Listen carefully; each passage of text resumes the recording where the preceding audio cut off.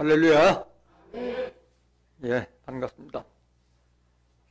마태복음 22장 29절에 기록되어 있기를 예수께서 대답하여 가라사대 너희가 성경도 하나님의 능력도 알지 못하는 거로 오해하여도다 라고 말씀하셨어요. 성경을 알지 못하면 다 오해하게 돼 있는 거예요. 오늘날 하나님과 예수님을 믿는 많은 사람들이 종말에 심판은 다 하나님 아니면 예수님이 심판한다 이렇게 알고 있어요. 그냥 마음속에 하나님하고 예수님 외에 다른 제3자가 하나님의 뜻을 성취한다는 것은 꿈에도 생각하지 않는다는 거예요. 유전적인 신앙으로 왔다리 갔다리 남 따라 신앙하다 보니까 그저 고정관념이 가슴 속에 꽉 막혀서 보이질 않는 거예요. 보이질 않는 거예요.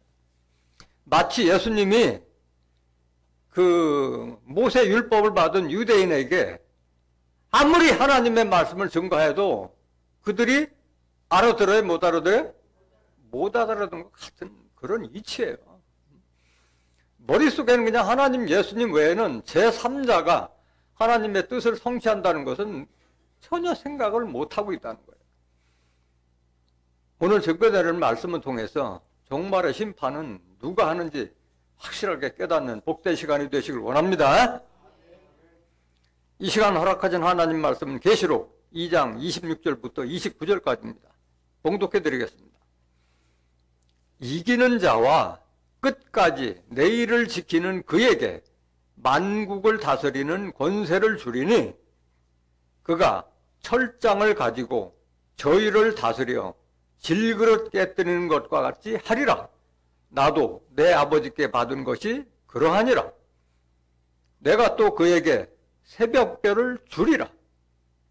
귀 있는 자는 성령이 그애들에게 하시는 말씀을 들을지어다. 계시록 2장 26절부터 29절까지 봉독해 드렸습니다. 봉독해 드린 말씀을 통해서 만국을 다스리는 철장 권세를 받을 이기는 자라는 제목으로 말씀을 증거하도록 하겠습니다. 만국을 다스리는 철장 권세를 받을 이기는 자. 여기 철장이라고 하는 게 뭐예요? 철장? 쇠막대기예요. 그야말로 쇠로 만든 지팡이를 저기 철장이라고 하는 거예요. 그 쇠로 만든 지팡이로 질그릇 깨지면 질그릇이 그냥 있어요? 박살나요? 박살나는 거예요. 그런 권세를, 그 철장 권세를 가진 자는 만국을 다스린다고 그래서 만국을 다스리는 철장 권세를 받을 이기는 자가 이 권세를 받는다고 말씀합니다. 그 오늘날 많은 사람들이 이기는 자에 대해서 많은 오해를 하고 있어요. 이기는 자를 이긴 자 예수로 오해하고 있는 사람들이 많다는 거예요. 이기는 자하고 이긴 자는 다른 거예요. 이기는 자라는 것은 지금까지 이겨왔고 또 앞으로 이길 것이 남아있는 진행형인 상태가 이기는 자예요. 이긴 자는 이미 사명이 이긴 것으로 완료된 걸 말하고 있는 거예요.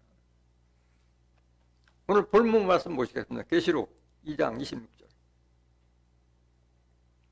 이기는 자와 끝까지 내일을 지키는 그에게 만국을 다스리는 권세를 주리니 그가 철장을 가지고 저희를 다스려 질그릇 깨뜨리는 것과 같이 하리라. 나도 내 아버지께 받은 것이 그러하니라 라고 기록됐어요. 지금 이거는 누가 누구에게 얘기하는 거예요? 누가 얘기하는 거예요? 주어가 누구예요? 이 말하는 주어가. 여기 보면 나도 내 아버지께 받은 것이 그러하니라 하면 마치 예수님이 하신 말씀 같지만은 이 지금 두아디라 교회의 사자에게 말씀하신 분은 인자 같은 이가 하고 있는 말씀이에요. 누누이 설명 들었지만은 인자와 인자 같은 이를 확실하게 인식하고 있어야 돼요. 헷갈리면 안 되는 거예요. 계시록 2장 18절 보세요. 말씀이 시작되면 그 말씀을 누가 누구에게 한 거를 확실하게 알아야 돼요. 두아디라 교회의 사자에게 편지하기를 그 눈이 불꽃 같고 그 발이 빛난 주석과 같던 하나님의 아들이 가라 사대 이렇게 기록되어 있으니까 자세하게 보지 못한 사람들은 하나님의 아들 예수가 마치 말씀하신 걸로 지금 알고 있는데 아니라는 거예요. 인자 같은 이의 정체를 모르기 때문에 그렇게 오해할 수 있다는 거예요. 두아디라 교회의 사자에게 편지하기를 그 눈이 불꽃 같고 그 발이 빛난 주석과 같은 하나님의 아들이 가라사라는데 마치 예수님과 같은데 예수님이 아닌 거예요. 계시록 1장 13절 한번 보세요.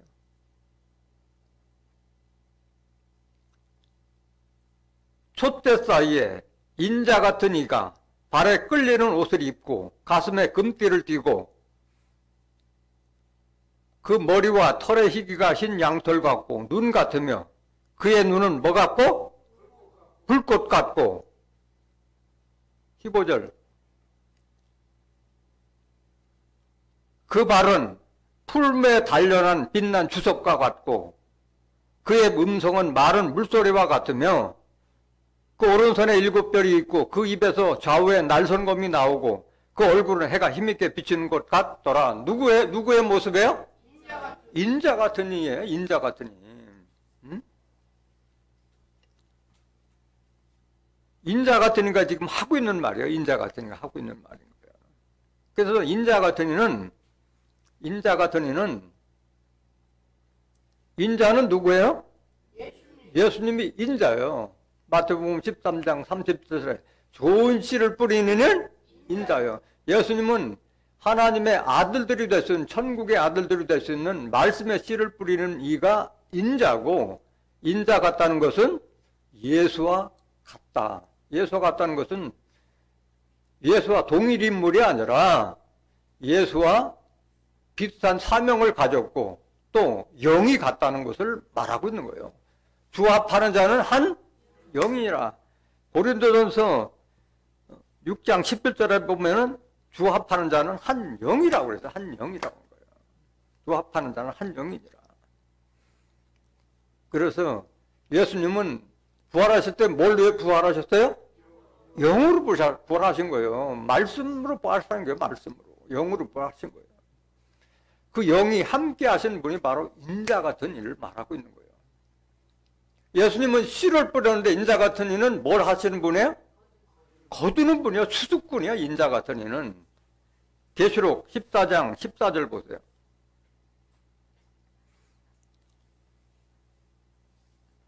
또 내가 보니 흰 구름이 있고 구름 위에 사람의 아들과 같은 이가 앉았는데 그 머리에는 금면류관이 있고 그 손에는 이한낫을 가졌더라. 계시록은 다 비유로 되어 있기 때문에 실상을 알지 못하면 백독 천독을 해도 무슨 말인지 알 수가 없는 거예요. 사람이 어떻게 구름 위에 앉아있을 수가 있겠어요? 다 비유잖아요. 구름 위에 사람의 아들과 같은 이가 있는데 이것을 한자로 표현하면 바로 사람의 아들이 인자요. 인자 같은 이요. 인자 같은 이요. 구름 위에 사람의 아들 인자 같은 이가 앉았는데 그 머리에는 금면류관이 있고 그 손에는 이한낫을 가졌더라. 머리에 금면류관을 가졌다는 것은 이미 이길 것, 승리자만 받을 수 있는 면류관을 그분으로 된 금면류관을 지금 받은 자예요. 그러니까 질 일이 있어요? 없어요? 없는 거예요. 이기는 일만 남은 분이에요. 그래서 이기는 자가 되는 거예요. 그 손에는 뭘 가졌더라? 마치 농부가 추수할 때 낫을 쓰는 것과 마찬가지로 이 인자 같은 이는 하나님의 백성들을 영생의 열매를 추수하는 추수꾼의 사명을 가진 자예요. 계속 보세요. 15절. 또 다른 천사가 성전으로부터 나와 구름 위에 앉은 이를 향하여 큰 음성으로 외쳐 가로되 네 낫을 휘둘러 거두라. 거둘 때가 이르러 땅의 곡식이 다 익었음이로다 하니 네 낫을 휘둘러 뭐하라? 거두라. 거두는 자요. 인자 같은 이는 거두는 애야. 10분인 자가 아니에요. 인자가 아니에요. 땅의 곡식이 익었습니다. 하나님의 백성들을 알곡으로 지금 비유하고 있는 거잖아요. 농부가 알곡을 추수하듯이 인자 같은 이가 지금 하나님의 영생의 열매를 추수하는 걸 이렇게 피가 끄는 거예요. 16절 보세요. 구름 위에 앉으신 이가 낫을 땅에 휘두르매 곡식이 거두어지니라.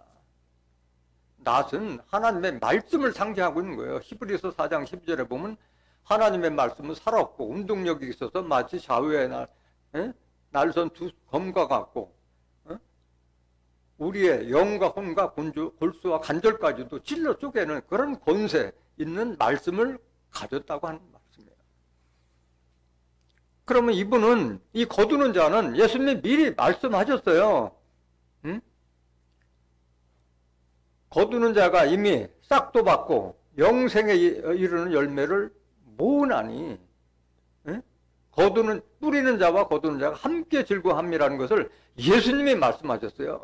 거두는 자가 나올 것을 예수님이 증거했다는 것을 모르고 있다는 거예요. 왜 그래요? 성경을 모르기 때문에 그래요. 성경을 안 보고 그냥 고정관념 가지고 유전적인 신앙을 가지고 교회만 들락날락거리다 보니까 최후에 예수님께서 뿌린 씨앗을 거두는 자가 누군지를 모르고 그냥 막연히 하나님, 예수님이 거둔다 이렇게 알고 있는 거예요. 요한복음 4장 36절 보세요.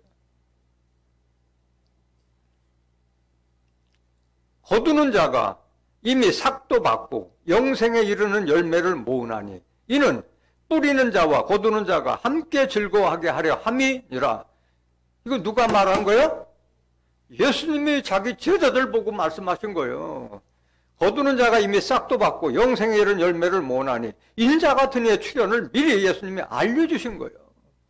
이는 뿌리는 자 예수와 거두는 자 인자 같으니까 함께 즐거워하게 하려 함이니라. 함께라는 것은 둘 이상이 있을 때 함께라는 거지 예수가 뿌리고 예수가 거두는데 함께라는 말이 있을 수가 없잖아요. 37절 보세요. 그런즉 한 사람이 심고 다른 사람이 거둔다 하는 말이 옳도다. 누가 심었어요? 예수님이 심고 다른 사람 누구? 인자 같으니까 거둔다는 말이 옳도다. 예수님께서 하신 말씀이요.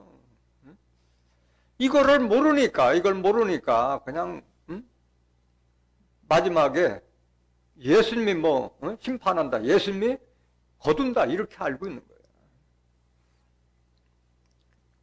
그래서 오늘 이 두아디라 교회에 나타난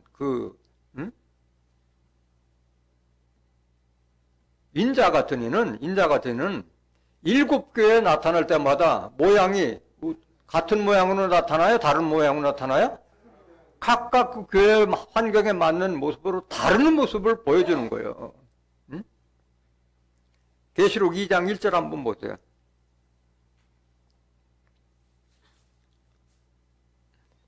에베소 교회 사자에게 편지하기를 오른손에 7뼈를 붙잡고 7 금쪽대 사이에 다니시는 이가 가라사대. 누구예요? 오른손에 7뼈를 붙잡고 7 금쪽대 사이에 다니시는 인자 같은 이였잖아요. 인자 같은 이의 모습으로 나타나는 거예요. 에베소 교회는.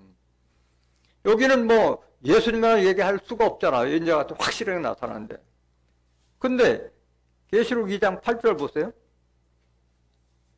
소모나 교회 사자에게 편지하기를 처음이요 나중이요 죽었다가 살아나신 이가 가라사대. 누구를 말하는 거예요? 여기는 마치 예수님 같이 나타난 거예요. 예수님 같이 나타난 거예요. 교회마다 나타나는 모습이 다른 거예요. 죽었다가 살아나신 이라고 하는 것은 예수님을 상징하고 있지만은 인자 같은 이 속에는 죽었다가 살아나신 예수님의 부활령이 함께 계신 분이기 때문에 이렇게 표현한 거예요. 이 죽었다가 살아나신 이가 누군가를 보시면 안 돼요. 알 수 있는 거예요. 인자 같은 이가 내가 죽었다가 살아났다고 말씀하신 거예요. 그거는 인자 같은 이의 마음속에는 인자인 예수와 하나님의 영을 함께 모신 분이기 때문에 이렇게 말씀하신 거예요. 요한일서 1장 9절 한번 보세요. 요한일서 1장 9절 봅니다.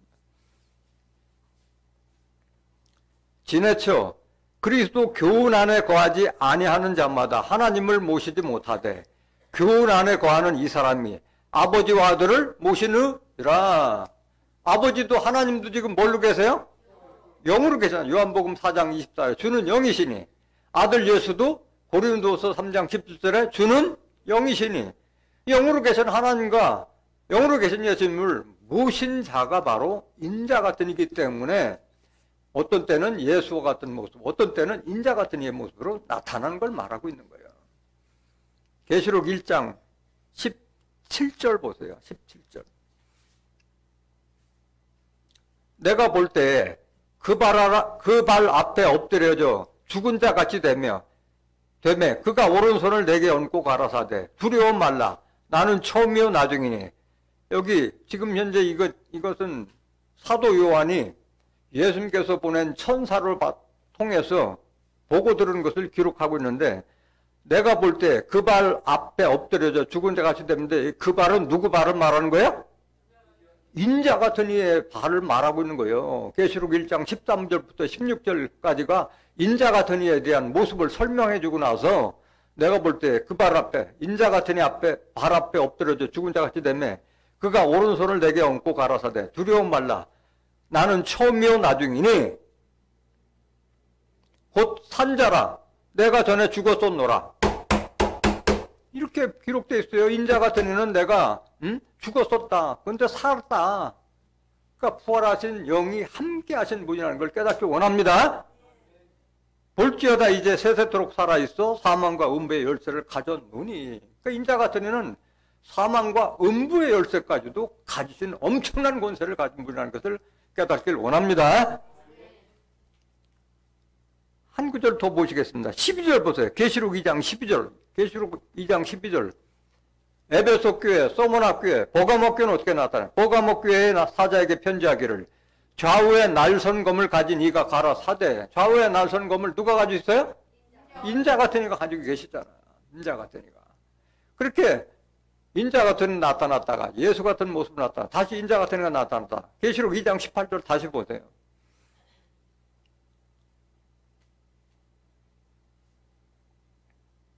두아디라 교회의 사자에게 편지하기를 그 눈이 불꽃 같고 그 발이 빛난 주석과 같은 하나님의 아들이 가라 사대. 그러니까 눈이 불꽃 같고 그 발이 빛난 주석과 같은 이는 인자 같은 이의 모습인데 하나님의 아들이 가라 사대 말씀하는 거예요. 예수의 겉모습은 아닌데 그 안에는 예수님의 영이 함께 계신 분이라는 것을 깨닫기를 원합니다. 그래서 인자와 인자 같은 이를 확실하게 여러분들이 인식하고 있어야만이 계시록을 확실하게 이해할 수 있는 거예요. 그래서 지금 이 인자 같은 이가 이기는 자에게 철장 권세를 준다고 하는데 그렇다면 이기는 자는 누구냐? 이 철장과 권세를 받을 이기는 자는 누구를 상징하느냐? 요한일서 5장 4절 한번 보세요.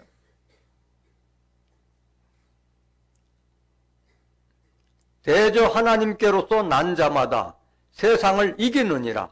세상을 이김은 이것이니 우리의 믿음이니라. 하나님께로 난 자마다 세상을 이기는 거예요. 하나님께로 난 자가 세상을 이기는 거예요. 하나님께로 난 자가 어떤 자를 말하는 거예요? 야고보서 1장 18절 보세요. 그가 그 조물 중에 우리로 한 천 열매가 되게 하시려고 자기의 뜻을 쫓아 진리의 말씀으로 우리를 낳으셨느니라. 진리의 말씀. 하나님이 예수님을 통해서 진리의 말씀을 통해서 우리를 낳으신 거예요. 낳았다는 것은 육신적인 난 걸 말하는 게 아니라 영적으로 거듭남을 말하는 거예요. 베드로전서 1장 23절에 보면 너희가 거듭남은 썩어질 씨로 말미암은 것이 아니라 썩지 아니할 하나님의 말씀으로 말미암았다고 말씀하십니다. 하나님의 말씀으로 거듭난 것을 말하고 있는 거예요. 그런 자가 이기는 자가 되는 거예요. 요한일서 5장 4절 다시 보세요. 대저 하나님께서 난 자마다 세상을 이기느니라. 세상을 이김은 이것이니 우리의 믿음으로 이기는 거예요. 믿음으로. 그 믿음이 그에 다닌다고 해서 믿음이 생기는 것이 아니에요. 로마서 10장 14절에 보면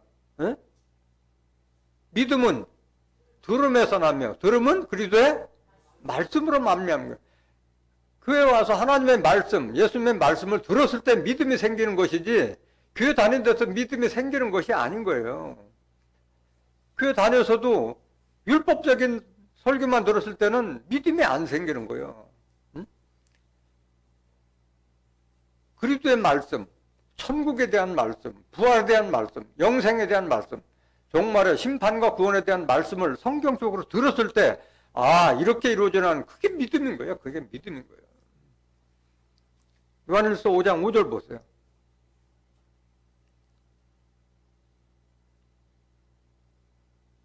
요한일서 5장 5절. 예수께서 하나님의 아들이심을 믿는 자가 아니면 세상을 이기는 자가 누구뇨? 이기는 자는 예수 믿는 자지 예수님이 아니야. 예수께서 하나님의 아들이심을 믿는 자가 아니면 세상을 이기는 자가 누구뇨?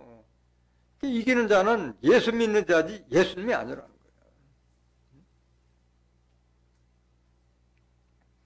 또 이기는 자가 누구냐? 이기는 자가 누구냐? 하나님께 부르심을 받고 빼내심을 받는 자들이 이기는 거예요. 그러니까 이건 택함 받은 자들이 이길 수 있는 것이지 교회 다닌다 해서 이기는 자가 되는 것이 아니에요. 자격을 갖춰야 돼요. 계시록 11장 14절 보세요.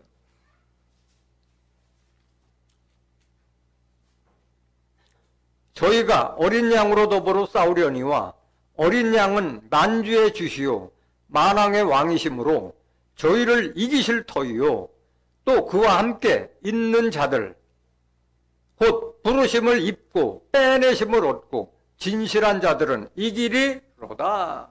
여기에 저희는 계시록 11장 9절부터 12절에 있는 일곱 머리 열불 짐승을 말하고 있는 거예요. 일곱 머리 열불 짐승과 나중에 하나님과 예수님을 믿는 성도들과의 영적 전쟁을 이렇게 말하고 있는 거예요. 그런데 부르심을 입고 빼내심을 얻고 진실한 자들은 이길 것이 미리 약속이 되는 거예요. 이런 자들이 이기는 거예요. 이런 자들이.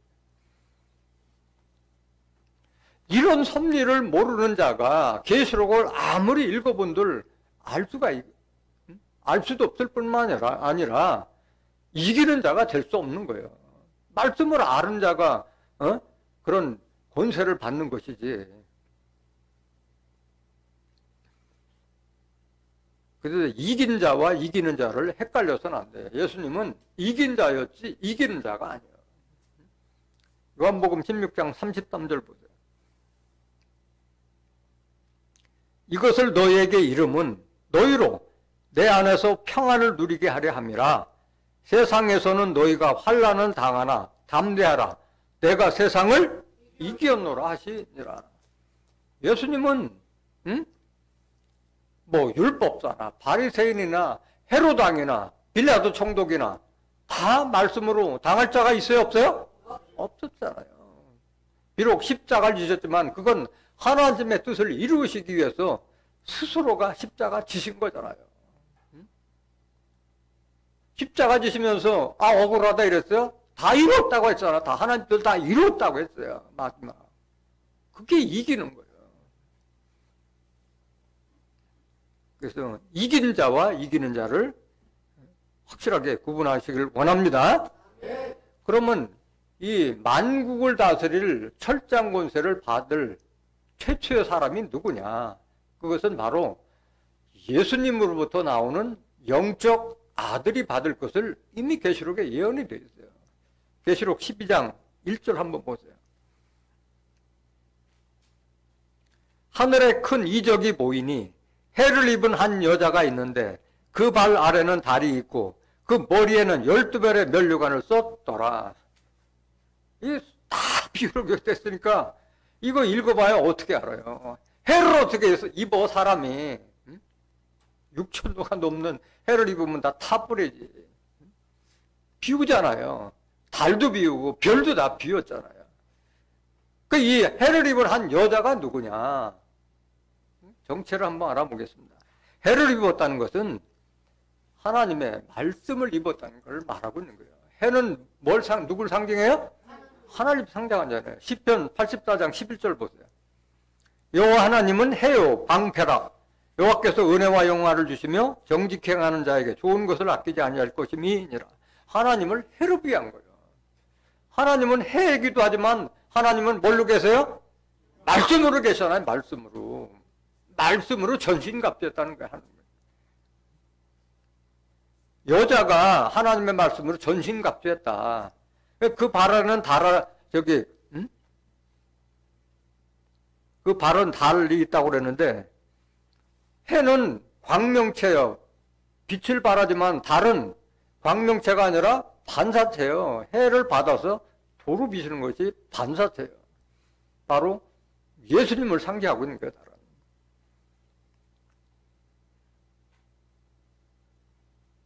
시편 89장 37절 한번 보실까요? 또 궁창의 확실한 증인 달같이 영원히 견고케 되리라 하셨도다. 궁창이라는 것은, 궁창은 하늘을 말하는 거예요. 궁창. 창세기 1장 6절, 8절에 보면 궁창은 하늘이라고 해서 하늘. 하늘에 확실한 증인 달같이 했는데, 영원히 견고케 되리라 하셨도다. 궁창, 하늘에 확실한 증인이 과연 누구냐? 비유인데, 이건 비유인데 누구냐? 계시록 1장 5절 보세요.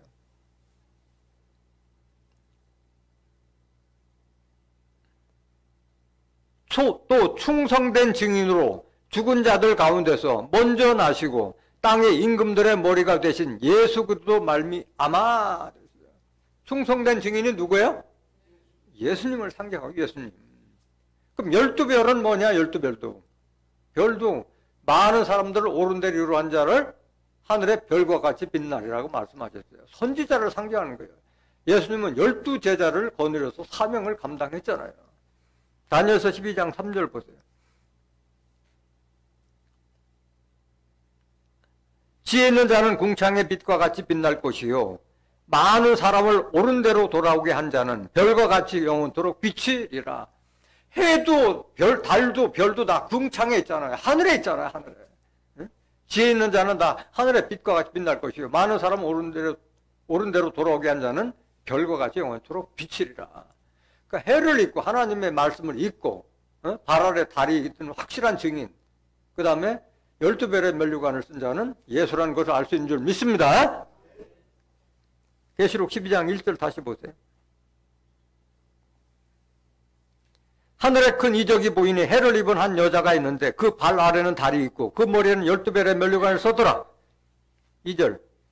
이 여자가 아이를 베어 해산하게 되매 아파서 애써 부르짖더라. 이 여자가 예수님이라고 그랬는데 아이를 뵌다는데 육신적인 아이예요? 영적인 아이예요? 영적인 아이를 말하고 있는 거예요. 3절. 하늘에 또 다른 이적이 보이니 보라 한 큰 붉은 용이 있어 머리가 7이요 뿔이 10이라.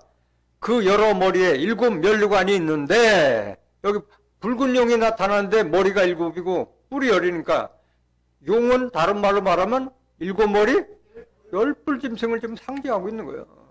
그 여러 머리에 7 면류가 있는데, 이 면류관은 이기는 자가 받는데 이 용도 엄청난 권세를 받아서 하나님을 믿는 자들을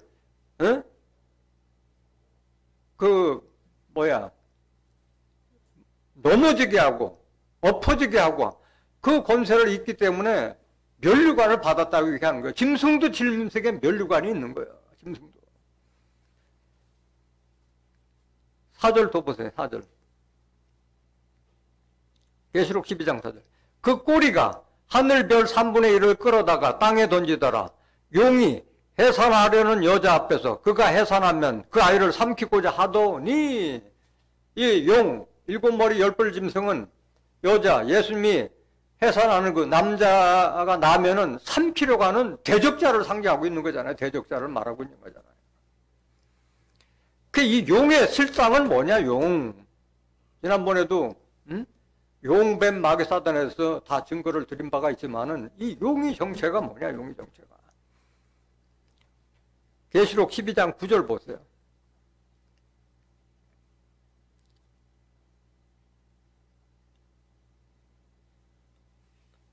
큰 용이 내어 쫓기니 옛뱀 곧 마귀라고도 하고 사단이라고도 하는 온 천하를 꿰는 자라. 땅으로 내어 쫓기니 그의 사자들도 저와 함께 내어 쫓기니라. 큰 용이 하늘에서 내어 쫓기는데 바로 옛뱀 곧 마귀라고도 하고 사단이라고 하는 온 천하를 꿰는 자다. 하나님 백성들을 미혹하고 유혹해서 넘어지게 하는 자들이 바로 용이고 뱀이고 마귀고 사단이에요. 다 한 통속을 말하는 거예요.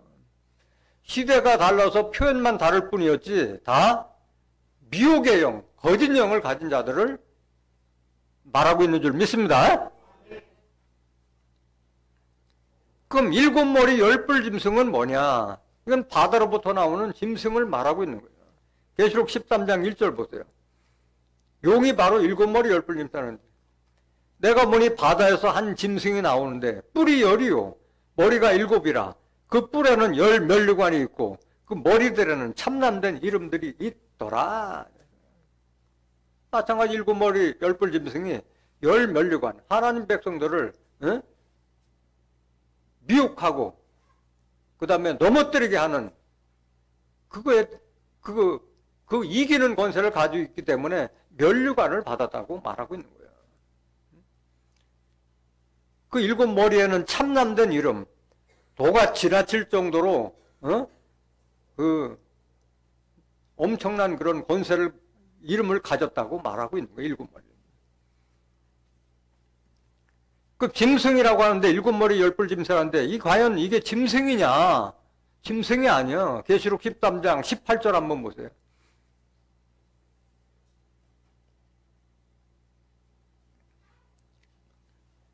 계시록 13장 18절.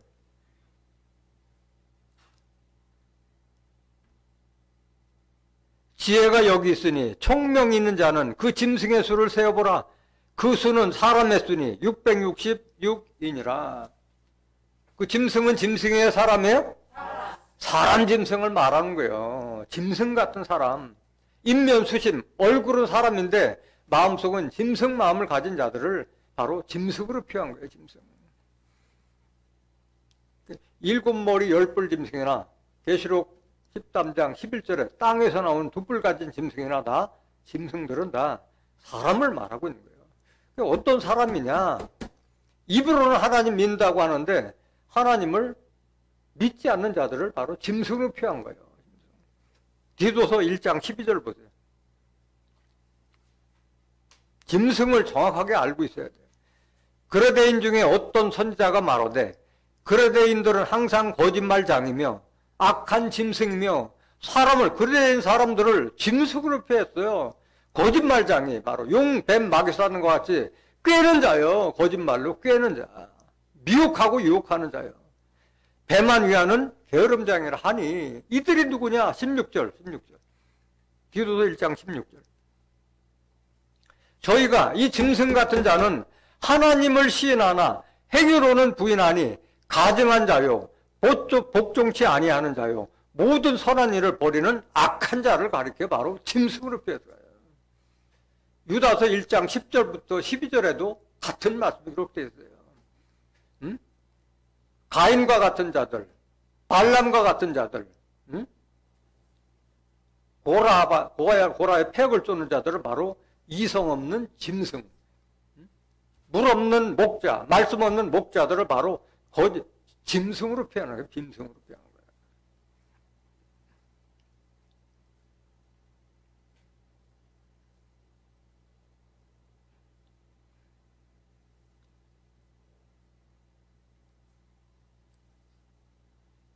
계시록 12장 3절 다시 한번 보세요. 계시록 12장 3절.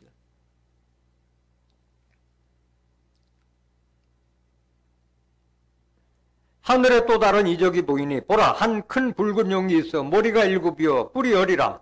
그 머리에 일곱 면류관이 있는데 지금 용에 대해서 일곱 머리 열뿔 짐승에서 설명을 드렸어요. 4절 보세요. 그 꼬리가 하늘별 3분의 1을 끌어다가 땅에 던지더라. 용이 해산하려는 여자 앞에서 그가 해산하면 그 아이를 삼키고자 하더니 기록되어 있어요. 용의 꼬리가 하늘별 3분의 1을 끌어다가 땅에 던지더라 했는데 꼬리는 뭐냐? 꼬리도 다 비유예요. 비유. 용꼬리가 비유예요, 용꼬리. 이사야서 9장 14절 보세요.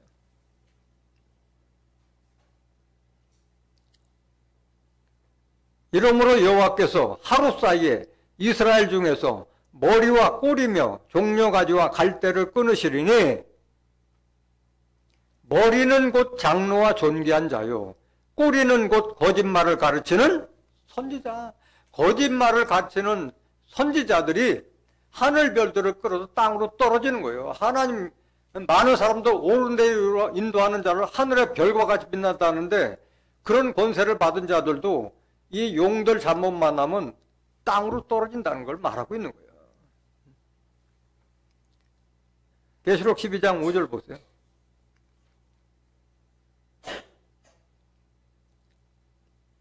계시록 12장 5절. 여자가 아들을 낳으니, 여자는 예수님이라고 말씀드렸잖아요. 여자가 아들을 낳으니 이는 장차 철장으로 만국을 다스릴 남자라. 그 아이를 하나님 앞과 그 보좌 앞으로 올려가더라. 예수님께 나와서는 영적 아들이 바로 최초의 철장으로 만국을 다스릴 남자를 낳을 것을 이미 예언해 놓은 말씀인 거예요. 최초의 만국을 다스릴 철장 권세를 받는 자는 예수로부터 나온 영적 사명자라는 것을 깨닫길 원합니다. 그 아이를 하나님 앞과 보좌 앞으로 올려가더라는 것은 영적으로 말하고 있는 거예요. 하나님의 말씀을 받는 것을 보좌 앞으로 올려가더라, 이렇게 말씀하고 있는 거예요.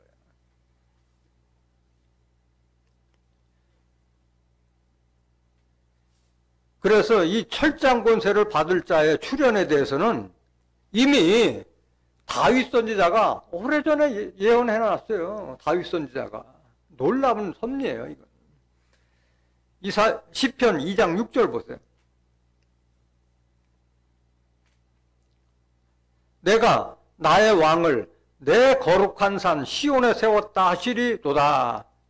하나님께서 나의 왕을, 내가 나의 왕을 내 거룩한 산 시온에 세웠다 하시리로다. 누구냐 이게? 7절. 내가 영을 전하노라. 여호와께서 내게 이르시되 너는 내 아들이라. 오늘날 내가 너를 낳았도다. 하나님 아들이 지금 이 권세를 받을 걸 지금 다윗 선지자가 예언해 놓은 거예요. 이것은 다윗을 빙자한 정말의 사명자를 말하는 거죠. 호세아 12장 10절에 보면 선지자를 빙자하여 비유를 베풀었다 말씀해요. 다윗에게는 뭐 한 번도 구약 시대는 다 종이었는데 너는 내 아들을 한 바가 없잖아요. 8절 보세요.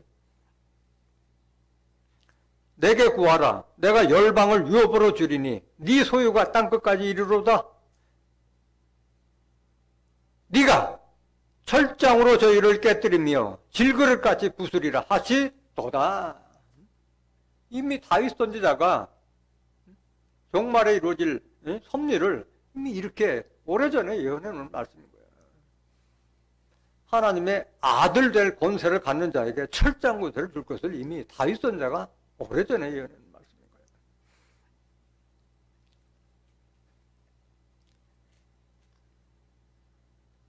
계시록 2장 26절 다시 보세요.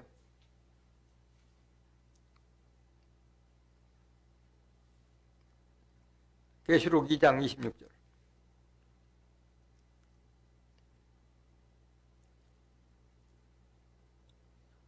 이기는 자와 끝까지 내 일을 지키는 그에게 만국을 다스리는 권세를 주리니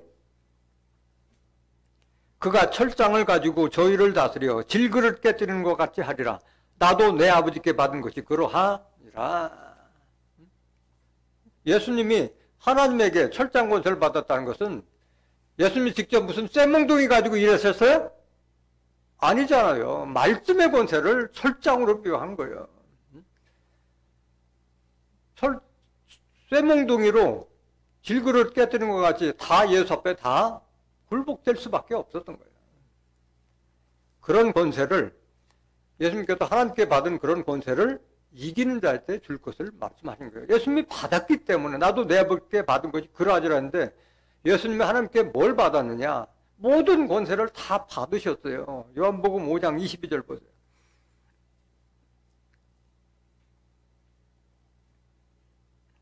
아버지께서 아무도 심판하지 아니하시고 심판을 다 아들에게 맡기셨으니 그 심판 권세를 예수님께서 받으신 것을 다시 이기는 자에게, 이기는 자와 끝까지 내일 예수의 일을 지키는 자에게 줄 것을 지금 예언해 놓은 말씀인 거예요.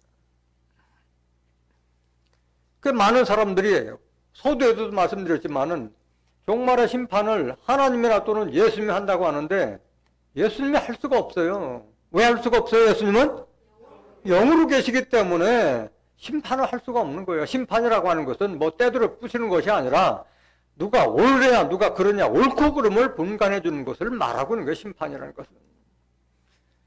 예수님이 할 수 없는 것은 예수님은 원수마귀 발등상 될 때까지 보좌 우편에서 기다리신다고 말씀하셨어요. 영으로 계시기 때문에 할 수가 없어요. 하고 싶어도 못하는 거예요. 히브리서 10장 12절 보세요. 오직 그리스도는 죄를 위하여 한 영원한 제사를 드리시고 하나님 우편에 앉으사 그 후에 자기 원수들로 자기 발등상이 되게 하실 때까지 기다리시나니. 기다릴 수밖에 없어요. 예수님은 영으로 계시기 때문에 심판을 못 하잖아요. 그럼 자기 원수들, 원수 마귀들 말하는 거죠. 원수 마귀들을 발등상 시킬 자가 출연해야 해야 돼요? 하지 말아야 돼요? 해야 돼요. 원수 마귀 발등상 시킬 자는 따로 있는 거예요. 예수님은 기다리시는 분이지 발등상 시키는 분이 아닌 거예요. 그 원수 마귀 발등상 시킬 자가 바로 이기는 자들이 나와서 발등상 시키는 거예요. 예수님은 영으로 계시기 때문에 고린도서 3장 17절에 주는 영이신 영으로 계시기 때문에 심판을 할 수가 없는 거예요. 이거는 예수님이 나는 심판하지 않는 것을 예수님께서 직접 말씀하셨는데 성경을 모르니까 예수님이 심판한다고 하고 있는 거예요. 예수님이 하신 말씀도 모르니까 그런 거예요. 요한복음 12장 47절 보세요. 사람이 내 말을 듣고 지키지 아니할지라도 내가 저를 심판하지 아니하노라. 내가 온 것은 세상을 심판하려 함이 아니요 세상을 구원하려 함이로라. 누가 한 말이요? 예수님이 하신 말이잖아요. 예수님. 그럼 누가 심판하느냐? 48절. 나를 저버리고 내 말을 받지 아니하는 자를 심판할 이가 있으니 심판할 이가 따로 있다. 이게 심판할 이가 따로 있다. 곧 나의 한 그 말이 마지막 날에 저를 심판하리라. 예수님께서 하신 말을 가지고 있는 그 사람이 심판하리라. 심판하리라. 예수님의 말씀, 하나님께 받은 성경 말씀을 받은 자가 바로 심판할 권세를 가질 것을 예수님이 말씀하신 거예요. 예수님께서. 사도행전 17장 31절 보세요. 그래서 택한 자로 하여금 심판할 것을 다시 예언한 거예요. 이는 정하신 사람으로 하여금 천하를 공의로 심판할 날을 작정하시고 이에 저를 죽은 자 가운데서 다시 살리신 것으로 모든 사람에게 믿을 만한 증거를 주셨음이니라 하니라. 하나님께서 정하신 사람으로 천하를 공의로 심판할 날을 작정하셨다고 누가 선지자가 이렇게 사도행전에 기록했잖아요. 정하신 사람이 따로 있다는 거예요. 그러면 예수님께서 하신 말씀을 누가 가져요? 누가 갖고 있어요? 예수님의 말씀을 누가 대언해요? 진리의 성령이 예수님의 말씀을 대언하잖아요. 그것도 누가 말씀하셨어?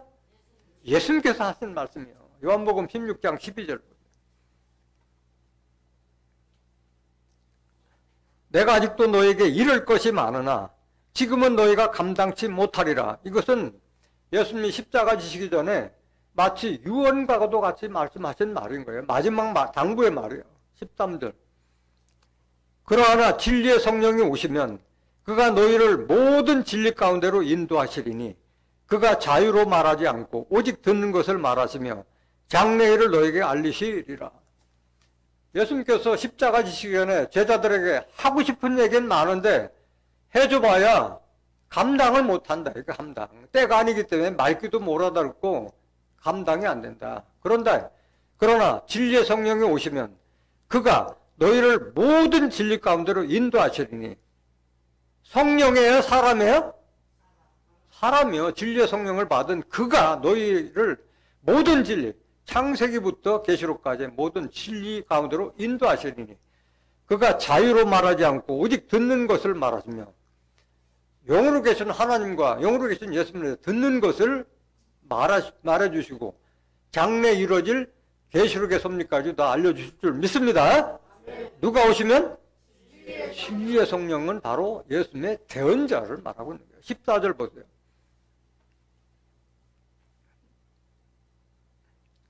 그가 내 영광을 나타내리니 내 것을 가지고 너에게 알리겠음이니라. 그래서 진리의 성령은 예수님의 영광을 나타내고 예수님의 말씀을 우리에게 대언해 주시는 사명자라는 것을 알기를 원합니다. 15절 보세요. 15절. 무릇 아버지께 있는 것은 다 내 것이라. 그러므로 내가 말하기를 그가 내 것을 가지고 너에게 알리리라 하셨노라. 예수님이 하나님께 받은 모든 권세를 다시 진리의 성령이 대언을 하기 때문에 예수님 말씀뿐만 아니라 하나님 말씀도 다 대언해서 말씀해 주는 분이 진리의 성령이라는 것을 깨닫기를 원합니다. 그래서 정말의 심판은 이 말씀을 받은 자들이 심판하는 거예요. 고린도전서 6장 2절 보세요. 성도가 세상을 판단할 것을 너희가 알지 못하느냐?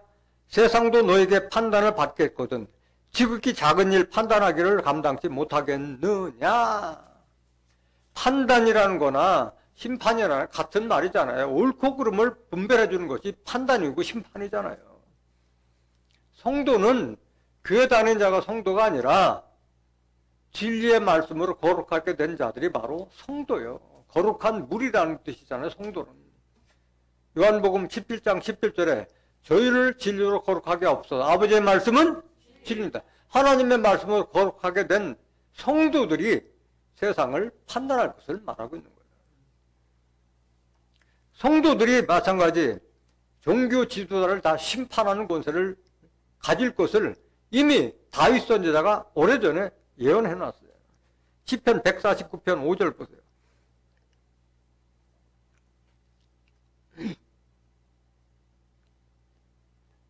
성도들은 영광 중에 즐거워하며 저희 침상에서 기쁨으로 노래할지어다.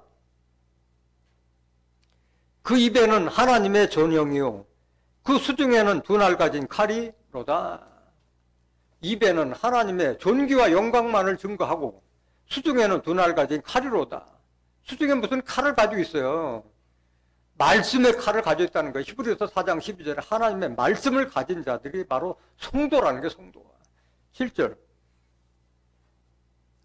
이것으로 열방에 보수하며 민족들을 바라며 하나님의 말씀의 권능을 가지고 열방들을 보복하고 심판하고 원수 갚고 민족들을 벌하는 것이지 무슨 검을 가지고 하는 것이 아니잖아요. 무슨 옛날 전쟁하듯이 칼과 창 가지고 전쟁하는 시대가 아니잖아. 말씀 가지고 하는 거지. 영적 전쟁은. 8절. 저희 왕들은 사슬로 저희 귀인은 철거랑으로 결박하고. 왕들 귀인들은 다 종교 지도자들을 상징하고 있는 거잖아요.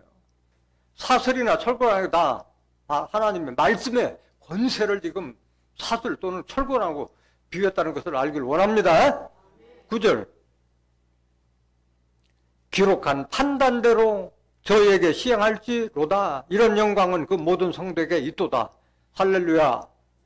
할렐루야. 이런 권세를 여러분들이 갖기를 원합니다. 성도가 심판하는 거예요. 성도가.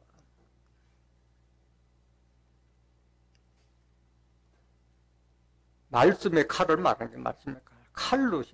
히브리서 4장 12절 다시 한번 보세요. 말씀의 칼.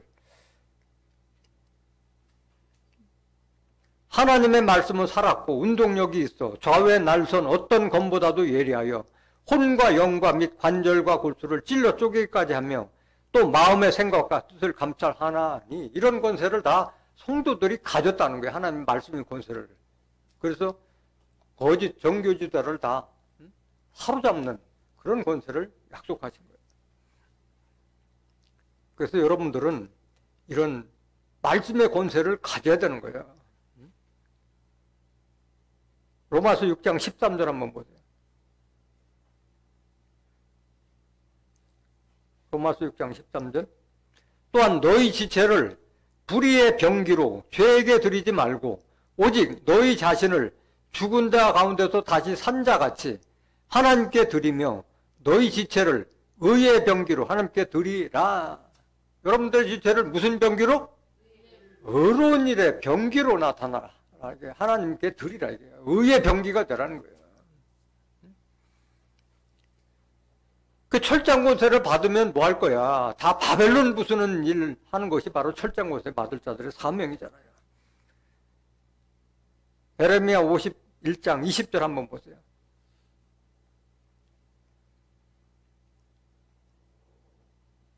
여호와께서 가라사대 너는 나의 철퇴 곧 병기라. 여러분들이 이런 사명을 가져야 돼. 철장권세를 가졌으면 뭘 해야 되느냐? 나의 하나님의 철퇴, 하나님의 병기라. 이게 병기라. 내가 너로 열방을 파하며 너로 국가들을 멸하며 하나님의 대적자를 다 심판하는 권세를 이렇게 비유하고 있는 거예요. 21절. 내가 너로 말과 그 탄자를 부수며 너로 병거와 그 탄자를 부수며 너로 남자와 여자를 부수며 너로 노년과 유년을 부수며 너로 청년과 처녀를 부수며 하나님의 대적자는 예외가 없는 거예요. 남녀노소 국적불문 다 부수는 거예요. 23절. 너로 목자와 양떼를 부수며 거짓 목자 거짓 양떼를 다 부수는 거예요. 너로 농부하고 몽매수를 부르며 하나님의 일한다는 그 일꾼들을 농부와 몽매수로 비유하고 있잖아요. 하나님의 일꾼들을. 거짓 일꾼들을 말하고 있는 거예요. 너로 방백들과 두령들을 부수리로다. 종교 지도자들을 방백 두령으로 비유한 거예요. 24절. 그들이 너희 목전에 시온에서 모든 악을 행한 대로 내가 바벨론과 갈대아 모든 거민에게 갚으리라. 누구 말이요? 하나님 뜻이 이미 예레미야 선지자에게 이렇게 예언한 거예요. 여러분들 다 하나님의 의의 병기, 하나님의 철퇴가 돼서 바벨론의 정체를 온 천하에 드러내고 그들을 부수는 사명자들 되시길 원합니다. 많은 사람들이 오해를 하고 있어요. 정말의 하나님의 뜻을 이루는 것은 하나님도 아니고 예수님도 아니고 예수님부터 나온 사명자가 이룰 것을 이미 여러 선지자들이 다 예언해 놨어요. 이사야 46장 10절 보세요.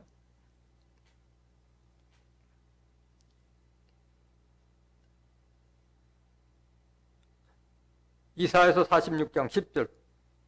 내가 종말을 처음부터 고하며 아직 이루지 아니한 일을 옛적부터 보이고 이르기를 나의 모략이 설 것이니 내가 나의 모든 기뻐한 것을 이루리라 하였노라.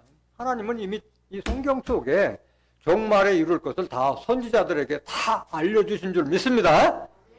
나의 모략이 설 거예요. 하나님의 모략이 다 예정된 것이 다 실현될 것을 말하고 있는 거예요. 내가 나의 모든 기뻐하는 것을 이루리라. 하나님께서 다 예정하고 작정된 거기 때문에 틀림없이 이룰 것을 약속하신 거예요. 11절 보세요. 내가 동방에서 독수리를 부르며 먼 나라에서 나의 모략을 이룰 사람을 부를 것이라. 단뜻 들어요. 내가 동방에서 독수리를 부르며 먼 나라에서 나의 모략을 이룰 사람을 부른다 그랬어요. 독수리는 독수리예요? 사람이에요? 사람을 말하고요. 하나님의 모략을 이룰 사람이 따로 있다는 거예요. 내가 말하였은즉 정령 이룰 것이요 경영하였은 정령 행하리라. 독수리는 내가 동방에서 독수리를 부르면 먼 나라에서 나의 모략을 이룰 사람을 부를 것이라는데 사람을 독수리를 위해서 독수리로. 출애굽기 19장 4절 보세요. 독수리가 뭘 상징하고 있는지.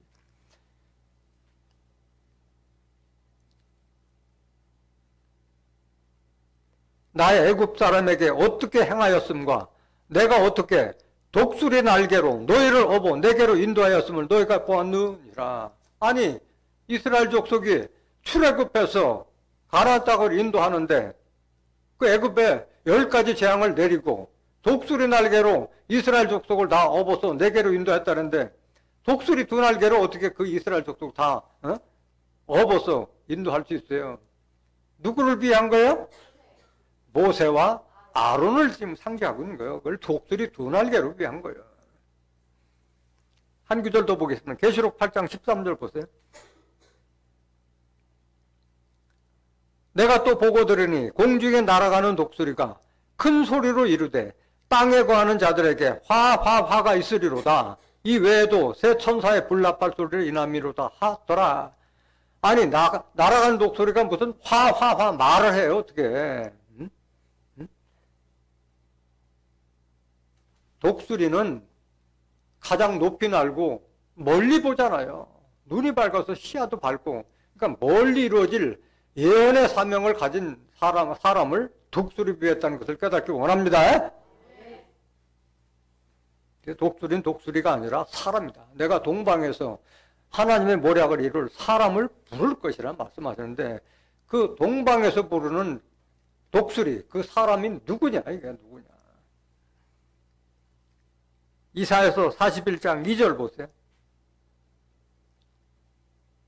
이사야서 41장 2절. 누가 동방에서 사람을 일으키며 의로 불러서 자기 발 앞에 이르게 하였느뇨? 열국으로 그 앞에 굴복해 하며 그로 왕들을 치료하게 하되 그들로 그의 칼에 티끌 같게 그의 활에 불리는 초겠게 하매. 하나님께 택함을 받은 사명자에게 이런 큰 권세를 약속하고 있는 거예요. 동방에서 사람을 일으키며 의로 불러서 자기 발 앞에 이르게 하였느뇨? 열국이 그 앞에 굴복하며 그로 왕들을 치료하게 하되 이런 권세를 줄 거예요. 그게 누구냐? 계속 또 보세요. 3절. 그가 그들을 쫓아서 그 발로 가보지 못한 길을 안전히 지났나니. 이미 이루어지지 않았지만은 이미 그 발로 가보지 못한 앞으로 장래에 이루어질 것까지도 다 영적으로 다 보고 듣고 깨달은 것을 말하고 있는 거예요. 4절 보세요. 이 일을 누가 행하였느냐? 누가 이루었느냐? 누가 최초부터 만대를 명정하였느냐? 나 여호와라. 태초에도 나요. 나중에 있을 자도 내가 곧 그니라. 영으로 계신 하나님께도 다 작정된 모략이고 섭리라는 것을 깨닫기를 원합니다. 이미 하나님께서 작정된 사람이, 택정된 사람이 따로 정해져 있다는 말인 거예요. 이사야서 41장 15절 보세요.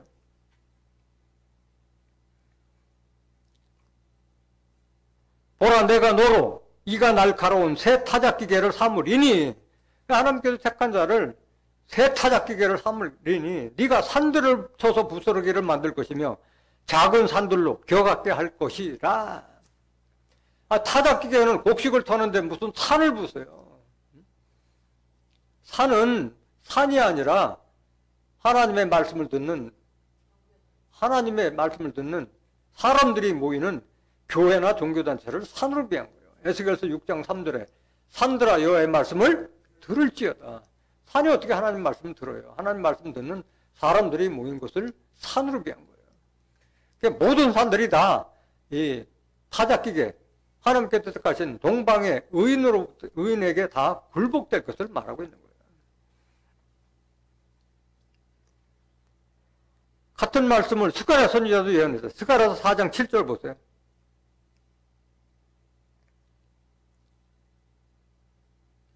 큰 산아 네가 무엇이냐? 네가 수르바벨 앞에서 평지가 되리라. 그가 머릿돌을 내어놓을 때 무리가 외치기를 은총이 그에게 있을지어다 하리라 하셨고. 똑같은 말이잖아요. 큰 산, 바벨론과 같이 온 세계를 멸망케 할 멸망의 산, 에레미야 51장 25절에 그랬던 그런 멸망의 산 바벨론을 수르바벨로 다 평지가 될 것을 말하고 있어요. 그가 머릿돌을 내어놓을 때 무리가 외치기를 은총이 그에게 있을지어다 하리라 하였고. 수르바벨은 멸망된 유다국이 바벨론에 사로잡혀 갔다가 고레스 왕의 은총을 입어서 바사 왕, 고레스 왕이 은총을 입어서 유다 총독이 돼서 돌아와서 예루살렘 성을 중건한 자가 수룹바벨인데, 수룹바벨 뭐 산을 쳐부숴요. 산을. 수룹바벨을 빙자한 종말의 선지자를 예언해 놓은 말씀인 거예요. 여기 머릿돌을 내놓는다는데, 머릿돌은 사도행전 4장 11절에 보면 예수님이 바로 건축자들이 버린 머릿돌이라고 그래요. 머릿돌. 예수를 내놓는다. 예수를 내놓는다는 것은 예수님의 말씀을 대언한다는 말씀이에요. 앞에서 설명드렸듯이 진리의 성령을 상징하고 있다는 것을 깨달아야 할 줄 믿습니다. 이사야서 45장 1절 보세요.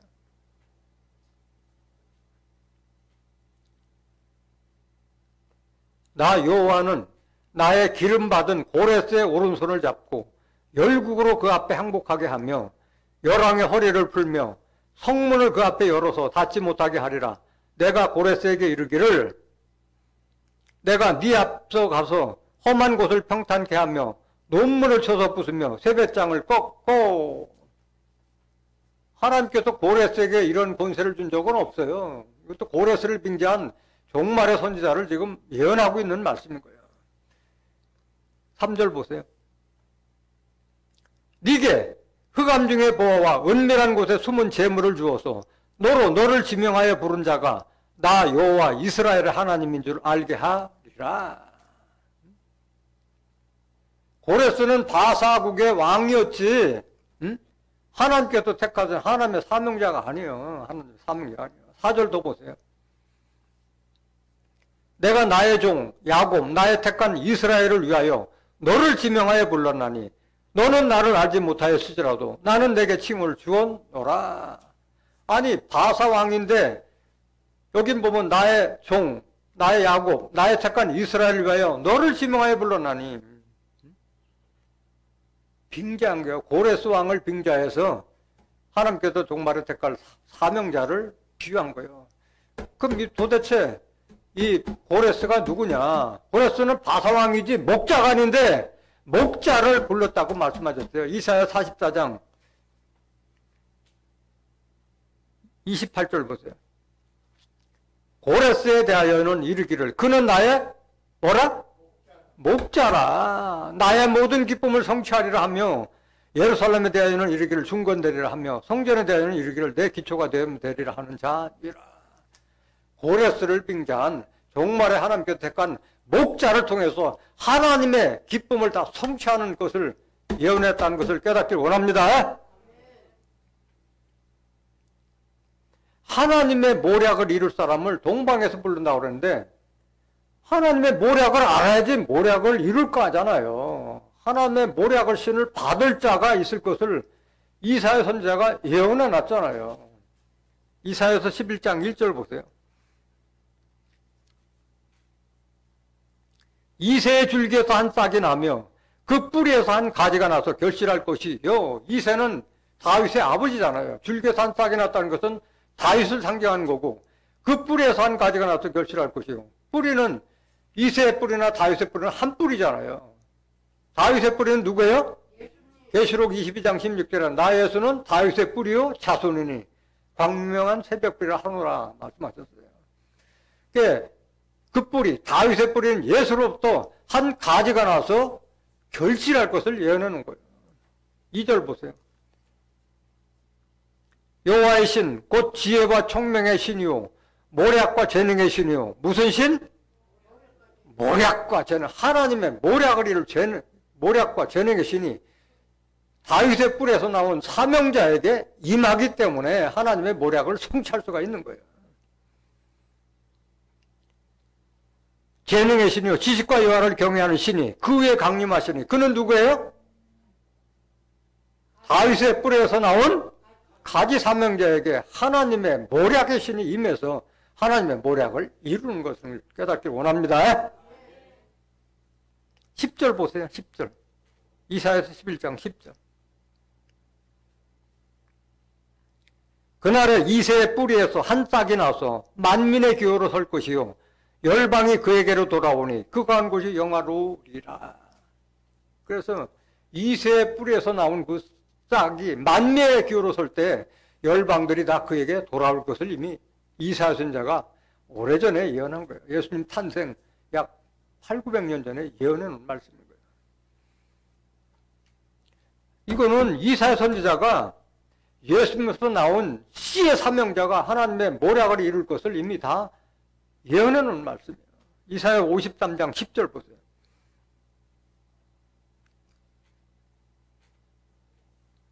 여호와께서 그로 상함을 받게 하시기를 원하사 질고를 당케 하셨은즉 그 영혼을 속건제물로 드리게 이르면 그가 그 씨를 보게 되며 그 날은 길 것이요 또 그의 손으로 여호와의 뜻을 성취하리로다. 여기 그는 누구예요? 이사야서 53장 1절부터 9절까지의 말씀은 예수님의 탄생을 이미 이사야 선지자가 예언하는 거예요. 하나님께서 그로 상함 받게 하시기를 원하사 질고를 당케 하셨은즉 십자가 질 것을 이미 창세전부터 예언하는 말씀입니다. 그 영혼을 속건제물로 이르면 속건제물이라는 것은 우리의 허물과 예수님을 제물로 바꿔서 바꾼다는 거예요. 그가 그 씨를 보게 되며 그날은 길 것이요 또 그의 손으로 여호와의 뜻을 성취하리로다. 그의 손은 누구의 손이에요? 예수로부터 나온 영적 씨의 사명자의 손으로 하나님의 뜻을 성취할 것을 이래 오래전부터 예언됐다는 것을 깨닫기 원합니다. 계시록 2장 28절 보세요. 내가 또 그에게 새벽별을 주리라. 이기는 자와 끝까지 내 일을 지키는 그에게 새벽별도 준다고 말씀하신 거예요. 별도 다 비유잖아요, 비유. 예수님을 별로 비유했잖아요. 또 선지자들도 별로 비유했는데 이것은 지혜와 깨달음을 비유하고 있는 거예요. 베드로후서 1장 19절 보세요. 또 우리에게 더 확실한 예언이 있어 어두운 데 비치는 등불과 같으니 날이 새어 샛별이 너희 마음에 떠오르기까지 너희가 이것을 주의하는 것이 가리라. 아니 어두운 데 비치는 등불 같은 샛별이나 새벽별 같은 말이잖아요. 별이 하늘에 떠야 되는데 어디에 떠? 마음에 떠요. 마음에. 지혜를 말하고 있네요. 지혜를. 그런 깨달음의 지혜를 주시겠다고 약속하시는 거예요. 마지막 구절 계시록 2장 29절. 귀 있는 자는 성령이 그애들에게 하시는 말씀을 들을지어다. 영적 귀가 있다면 좀 들어라. 이 말씀 들어라. 성령이 그애들에게 하시는 말씀을 들을지어다. 이거 듣지 않으면 성령 거역자가 되잖아요. 마태복음 12장 31절 32절 보면 성령을 거역한 자는 이 세상과 오는 세상에도 사함을 받지 못한다고 말씀하셨어요. 오늘 증거된 말씀 통해서 만국을 다스리는 철장 권세를 주는 이긴 자와 또 받는 이기는 자가 누구며 또 이 말씀을 하고 있는 인자 같은 이와 인자가 누구인 걸 깨달은 여러분들은 모두가 이기는 자가 되어서 철장 권세를 받아서 오늘날 하나님과 예수님을 대적하는 원수마귀들을 발등상시키는 하나님의 의의 병기 철퇴가 되시기를 예수 그리스도 이름으로 간절히 축원합니다. 말씀 마치겠습니다.